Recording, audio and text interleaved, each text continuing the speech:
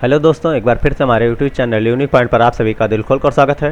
मैं आशा करता हूं आप जहां भी होंगे अच्छे होंगे और अपनी तैयारी को अच्छे से तरीके से कर रहे होंगे। तो आप सभी को जानते होंगे कि डेली बेसिस पे कोई ना कोई वैकेंसी निकलती रहती है, जिसको लेकर हम अपडेट कर देते हैं। कोई भी ऑफिशियल नोटिफिकेशन आता है तो उसको हम अपडेट कर देते हैं। आपको डेली बेसिस पे 1 से 2 वैकेंसी देखने को मिल जाएगी। वो टेक्निकल भी हो सकती है, नॉन टेक्निकल भी हो सकती है। तो आज हम जिस अपडेट की बात करने वाले हैं, ये अपडेट आप सभी के वैकेंसी से रिलेटेड जो भी डाउट है उस डाउट को लेकर उस पूछे गए उन डाउट कमेंट में पूछे गए उन सवालों के जवाब को लेकर हम चर्चा करने वाले हैं। तो सबसे पहले हम उस कमेंट की ओर चलने से पहले मेरा रिक्वेस्ट है कि यदि आप हमारे चैनल पर नए हैं तो प्लीज़ चैनल को सब्सक्राइब कर लीजिए, कि ताकि जो भी आप सभी के कमेंट आते हैं और जैसे ही उसके जवाब को हम पब्लिश करेंगे तो आप सभी पे नोटिफिकेशन पहुंच जाएगा। तो चलते हैं एक एक कमेंट को देख के आप सभी के सवालों के जवाब को क्लियर करने की कोशिश करते हैं। तो अगर हम सबसे पहले कमेंट की बात करें तो ये कमेंट आया है आपका राजीव रंजन जी का। राजीव रंजन जी का कमेंट है कि प्राइवेट आईटीआई में जो पढ़ा रहा है उसका एक्सपीरियंस कैसा होगा। ये फॉर्मेट तो कॉन्ट्रैक्ट में सरकारी, मतलब मैंने एक वीडियो पोस्ट किया था, जो वीडियो आपका है ज़रूरी डॉक्यूमेंट से रिलेटेड, उसमें मैंने एक फॉर्मेट दिया था। जिस फॉर्मेट को लेकर इनका सवाल है कि ये फॉर्मेट तो सरकारी आईटीआई या सरकारी कर्मचारी के जो संविदा पे लोग हैं काम कर रहे हैं उनके फॉर्मेट को लेकर है। तो राजीव रंजन जी, मैं बता दूं, जो फॉर्मेट आपका है एक्सपीरियंस सर्टिफिकेट का जो फॉर्मेट है वो सबका सेम ही होता है। कंपनी का हो सकता है थोड़ा अलग हो, लेकिन अगर कॉलेज की बात करें तो कॉलेज का सबका सेम होता है। सबका जो है, अगर प्राइवेट कॉलेज की बात कर लें तो प्राइवेट कॉलेज के पास अपना खुद का पैड होता है, लेटर पैड होता है, और गवर्नमेंट कॉलेज की बात करें तो वो भी अगर देखा जाए तो ऐसे ही फॉर्मेट रहता है उनका भी। दोनों पे आपकी मोहर भी लगी रहती है, लेकिन फॉर्मेट की अगर बात करें तो फॉर्मेट सबका सेम रहता है, ज़्यादा चेंजेज नहीं होता है। तो रही बात फॉर्मेट की, तो फॉर्मेट दोनों सेम है, कोई दिक्कत नहीं है। हाँ, जहाँ पे सरकारी कॉलेज का नाम पूछा गया है वहाँ पे आप प्राइवेट कॉलेज का नाम जहाँ पढ़ा रहे हैं उनका नाम रहेगा। जहाँ पत्रांक संख्या होगी वहाँ पे पत्रांक संख्या, जहाँ साइन मोहर की बात रहेगी वहाँ साइन मोहर रहेगा, जहाँ विद्यालय का नाम रहेगा वहाँ विद्यालय का। तो और बाकी जो नेम है आपका वो सेम रहना, जहाँ पे रहेगा वहाँ पे नेम होगा। तो लगभग देखा जाए तो आपका एक्सपीरियंस सर्टिफिकेट सेम रहेगा, बस कंपनी का थोड़ा डिफरेंट होता है। उसके बाद हम आते हैं नेक्स्ट कमेंट जो है। नेक्स्ट कमेंट है तरुण मंडल जी का। इनका कहना है कि अप्लाई डेट कब तक है। तो आईसीएल इंस्ट्रक्टर की आईसीटी इंस्ट्रक्टर की जो वैकेंसी थी जिसको मैंने अभी पब्लिश किया था, तो ये आपकी जो वैकेंसी थी इसमें लगभग 350 पोस्ट थी। तो इसमें ये वैकेंसी अगर देखा जाए तो इसमें सैलरी कम थी, लेकिन अप्लाई अदर स्टेट के कैंडिडेट भी कर सकते थे। और अप्लाई की डेट की मैं बात करूं तो जो वैकेंसी मैं पोस्ट किया हूं उसमें आप जाके देख लीजिएगा, उसमें डेट मेंशन किया होगा, मैं डेट को बताया होगा। तो आप वीडियो पूरा नहीं देखे होंगे या वीडियो स्किप कर दिए होंगे, तो आप वीडियो को देखिए, उसमें क्लियर मेंशन किया गया होगा। नेक्स्ट कमेंट आता है आपका सुभाष आर्या जी का। इनका कहना है कि नेक्स्ट डेट कब है कोर्ट का आदेश, यानी जो ज़रूरी डॉक्यूमेंट, मतलब जो अभी हाल ही में मैंने वीडियो पब्लिश किया था उस पर है। इनका आदेश है कि जो आपका जजमेंट जो रिजर्व कर दिया गया है वो कब उसका आदेश कब आएगा, नेक्स्ट डेट कब आएगी। तो जी मैं बता दूं सुभाष आर्या जी, ये कभी भी आ सकता है, कोई डेट नहीं पड़ी है, लेकिन इतना बता दूं कि उसमें कोई फैसला या कोई सुनवाई कोई फैसला का फैसला तो आएगा ही आएगा, लेकिन अब उस पर बहस नहीं होने वाली, मतलब तारीख ख़त्म हो चुकी है। अब नेक्स्ट जब भी तारीख हो या जो भी हो आपका डायरेक्ट फैसला होगा, वो जज द्वारा, जो भी जज होंगे उनके द्वारा फैसला सुनाया जाएगा और वही फैसला सबको मान्य होगा, उस पर कोई बहस नहीं कर सकता। अगर बहस करना होगा उस पर तो फिर नेक्स्ट उसके ऊपर सुप्रीम कोर्ट जाके उस पर बहस किया जा सकता है। ठीक है, फिर नेक्स्ट कमेंट आता है आपका सोनू पांडे जी का। Sir, UP SSSC homeopathic pharmacist भर्ती कब तक आएगा सर प्लीज़। तो सोनू पांडे जी मैं बता दूं, अभी हाल ही में जैसा कि मैं आपको यहाँ पे दिखा देता हूँ कि जो आपका UP triple SC homeopathic pharmacy vacancy जो आपकी ये फरवरी 2024 में आ चुकी है। फरवरी 2024 में आ चुकी है। इसका फॉर्म भी, अप्लाई डेट भी क्लोज हो चुका है मार्च में। तो अभी ये फरवरी 2024 में आई है, तो आई थिंक कम से कम एक वैकेंसी को लगने में कम से कम समय तो एटलीस्ट मान लो आपका 6 महीने भी लगता है और साल भर भी लगता है। लेकिन यूपी ट्रिपल एससी की वैकेंसी है तो साल भर से कम तो लगने वाला नहीं है। तो आई थिंक आपकी जो वैकेंसी आने वाली है, जो दोबारा वैकेंसी आएगी, तो ये फरवरी 2025 के बाद ही आने का चांस है। इसके पहले तो मुमकिन है, मतलब नामुमकिन, बहुत कम समय चांस है कि इसके पहले आ जाए। तो फरवरी 2025 के बाद ही आप समझिए कि इसकी वैकेंसी आने का चांस है। उसके बाद नेक्स्ट कमेंट आता है प्रशांत राज जी का। ये जो एक्सपीरियंस फॉर्मेट आप दिखा रहे हो वो कॉन्ट्रैक्ट वालों का है, कॉन्ट्रैक्ट वालों के लिए है। इनका भी वही कहना है कि जो आप एक्सपीरियंस दिखा रहे हो वो कॉन्ट्रैक्ट वालों का है। ठीक है, कोई नहीं, आप ऐसा ही समझ रहे हैं तो कोई बात नहीं। और रही बात मेरा जहाँ तक मानना है कि जो कॉन्ट्रैक्ट वाले का है, सेम फॉर्मेट आपका जो है प्राइवेट वालों का भी होता है। सेम, बस लेटर पैड होता है, सब कुछ सेम रहता है, उसमें लिखा वही जाता है, वही कंटेंट लिखा जाता है जो सरकारी फॉर्मेट में दिया जाता है। ठीक है, कोई नहीं। उसके बाद नेक्स्ट आता है कमेंट यूजर @यूजर का। सर मेरा group 10 ECE branch non CITS mark 42, any chance sir? तो @यूजर जी जो भी हैं, आपको मैं बता दूं कि ऐसे सभी कैंडिडेट, बहुत सारे कैंडिडेट का ऐसा आया है कि सर मेरा इतना है, सर मेरा इतना है, तो क्या चांस है। तो इस पर बहुत जल्द ही मैं एक्सपेक्टेड कट ऑफ को लेकर एक वीडियो बनाने वाला हूं। एटलीस्ट एक या दो दिन में आप लोगों के सामने आ जाएगा वो वीडियो। एक्सपेक्टेड कट ऑफ को लेकर वो वीडियो आ जाएगा, तो आप वहाँ पे देख सकते हैं। अब सभी के एक एक कट ऑफ को लेकर क्लियर करना मुश्किल है, तो मैं एनालाइज करके सभी के कमेंट को देखकर कितना बनने का चांस है उसको मैं उस पर वीडियो बना के पब्लिश कर दूंगा। बहुत जल्द ही आपके सामने होगा। फिर नेक्स्ट कमेंट आता है म्यूजिक लाइव @म्यूजिक लाइव। ये एक्सपीरियंस वाला फॉर्मेट नोटिफिकेशन में दिया गया था या आप खुद तैयार किए हैं?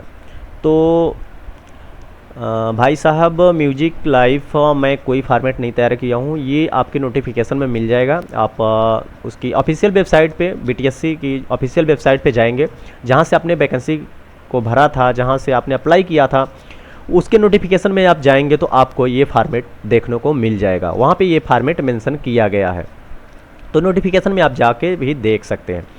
उसके बाद आता है नेक्स्ट कमेंट जो है सत्यमेव जयते जी का है।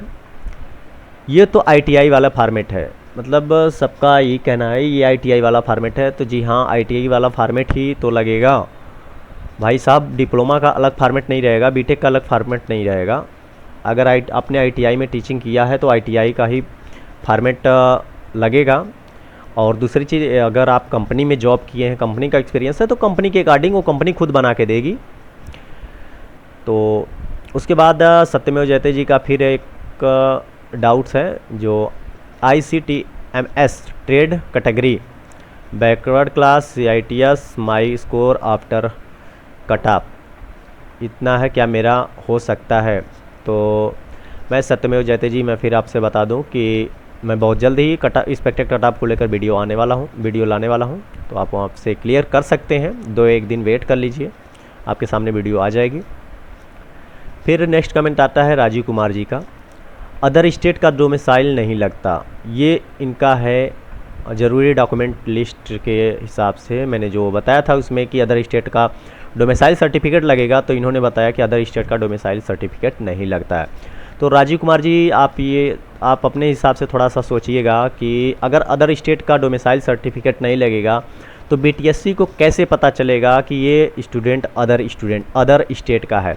और अदर स्टेट वालों को छूट नहीं मिलेगी। अगर अदर स्टेट का कोई कैंडिडेट है जो OBC से है, SC से है, तो उसको कैसे, वो तो अगर डोमिसाइल सर्टिफिकेट नहीं मांगा जाएगा तो वो बिहार में भी जाके सेम कैटेगरी बैकवर्ड क्लास का आरक्षण ले सकता है या फिर SC क्लास का आरक्षण ले सकता है। तो अगर अदर स्टेट का डोमिसाइल लगेगा तो लगने से उससे ये होता है कि ये अदर स्टेट का स्टूडेंट है, उसको जनरल की जो सीटें होती हैं उसमें उनका चयन होने का चांस होता है। वो कोई भी कास्ट के हों, अगर अदर स्टेट के हैं तो वो जनरल में जाते हैं, जनरल में फ़ाइट करना पड़ता है। तो इतना श्योर हो समझिए कि ये डोमिसाइल जो लगेगा वो अदर स्टेट का लगता ही है।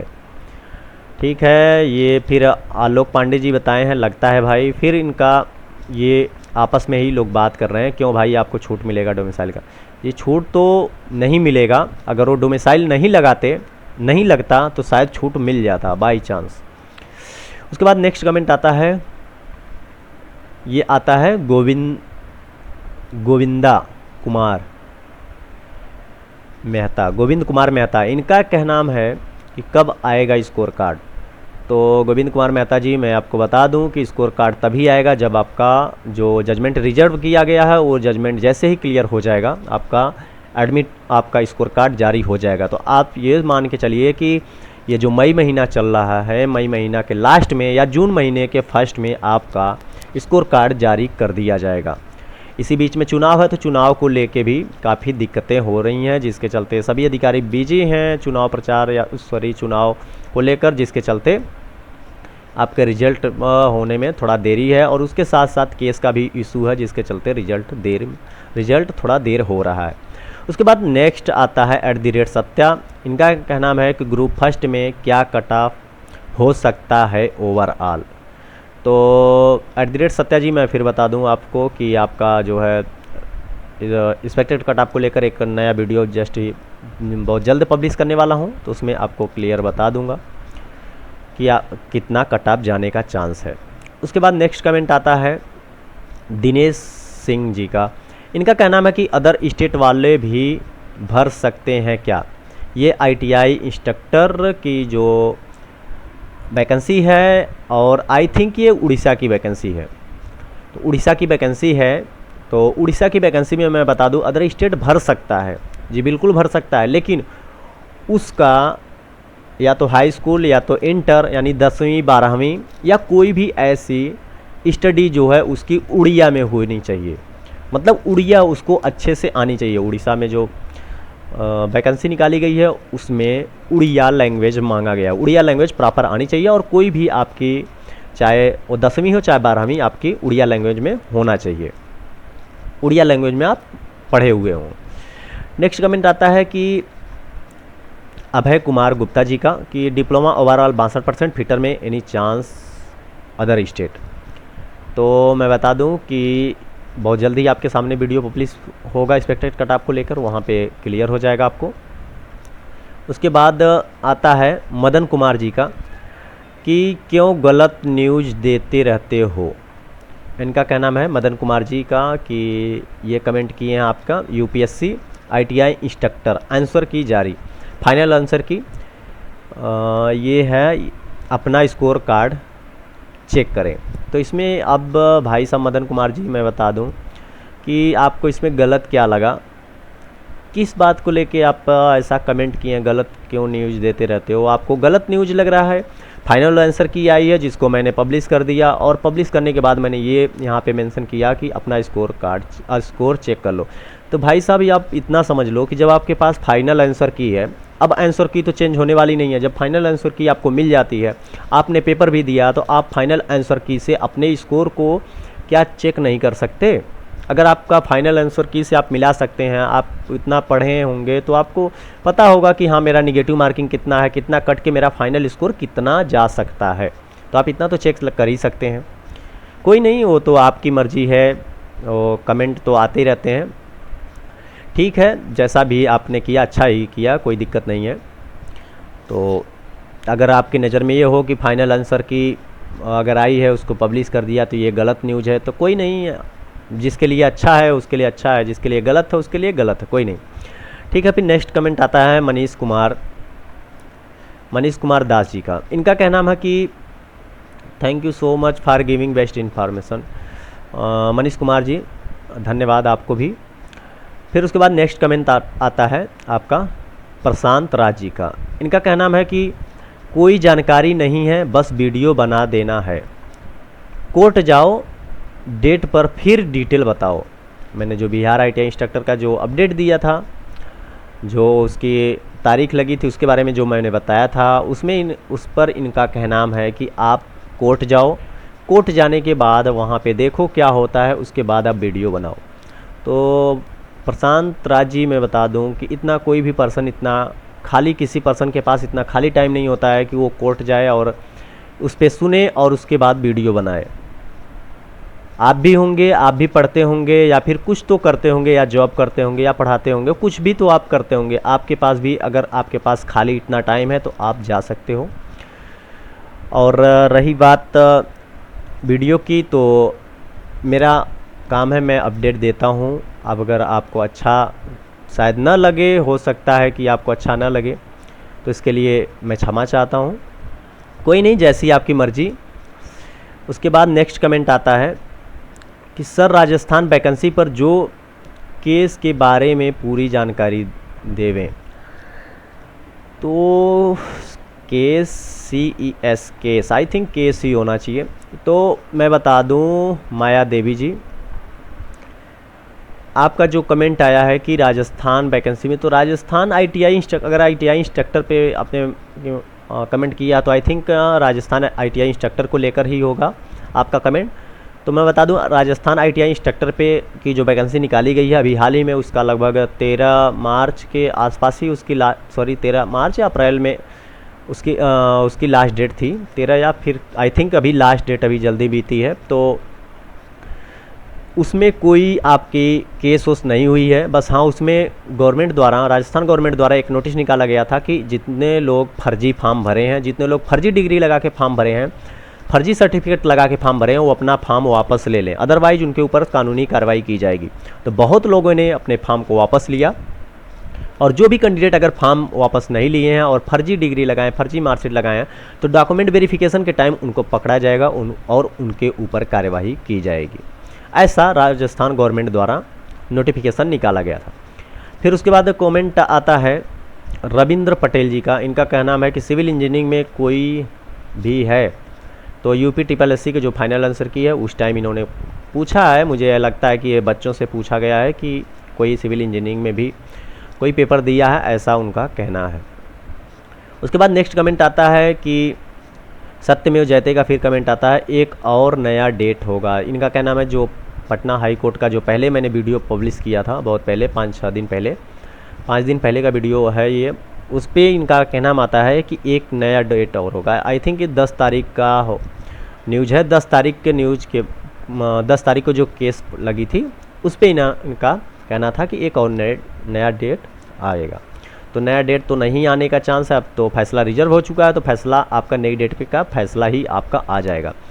फिर उसके बाद @MDS का कहना है कि रिजर्व का मतलब अब बहस ख़त्म हो चुका और जज साहब फाइनल जजमेंट देंगे, वो फैसला सबको मानना ही पड़ेगा। जी बिल्कुल सही, आपने बहुत सही जवाब दिया है और ये बहुत सही है।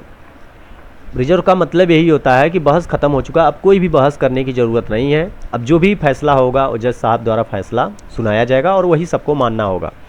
अगर जो लोग नहीं मानना चाहते हैं उन लोगों को हाई कोर्ट से सुप्रीम कोर्ट जाएंगे, तभी हो सकता है। लेकिन एक चीज़ ये मान लीजिए कि अगर एक कोर्ट जो फैसला दे देती है तो दूसरी कोर्ट भी वही फैसला देने का ज़्यादा चांस होता है। फिर नेक्स्ट कमेंट आता है गजेंद्र शर्मा जी का। इनका कहना है कि झारखंड ITI ट्रेनिंग ऑफिसर के बारे में भी बताओ सर। तो झारखंड ITI, गजेंद्र शर्मा जी मैं बता दूं, झारखंड ITI की जो ट्रेनिंग ऑफिसर की जो वैकेंसी है, जिसका कोई ऑफिशियल न्यूज़ नहीं आ रहा है। कोई भी उसकी वेबसाइट पे मैं डेली बेसिस पे चेक करता रहता हूँ, तो कोई भी ऑफिशियल न्यूज़ अभी तक नहीं आई है और उसमें केस भी नहीं है, ऐसा सुनने में आया। बहुत मैंने न्यूज़ चैनल भी देखा, वेबसाइट भी देखी, बट कोई भी उस पर केस भी नहीं है।